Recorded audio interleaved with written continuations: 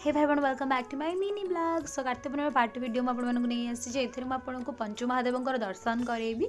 तो प्रथम आम डंगा छाड़ सारापर आसी बाबा सप्नेश्वर देव दर्शन करने जोटा आम शामका साहि अच्छी। तो ये दर्शन सारी सारापर देखो इधर सबुथरक खाଇବା पिवा सब जगह बंदोबस्त होती। बाटर आसला ये प्रभु कार्तिक दर्शन कलु। यहाँ सेकेंड मंदिर श्री चंडेश्वर देव मंदिर जो भी बहुत भल खाଇବା पिवा व्यवस्था भी होता एथर। तापर एठू आम फेरिकलु रास्तार गला किसी क्लिप नहीं मुझे। थर्ड मंदिर आमर श्री श्री बाबा बालुकेश्वर देव मंदिर जोटार पूरा क्लिप मुझे मैंने मंदिर बहुत सुंदर देखा डेकोरेट भी बहुत होते। माँ लक्ष्मी आ प्रभु विष्णु भी बहुत सुंदर गोटे फोटो थिला मूर्ति थिला। तो ये थर्ड बाबा मंदिर। तापर देखो बधी पोखरी आमर जो आषाढ़ मसरे प्रभु जगन्नाथ ये भितर को पूरा जाती डंगार चाप खेलवाईका। एवं तो पा फुल पाखे गोटे मठ जो आम दर्शन करते बहुत सुंदर भी लगुला ये ना।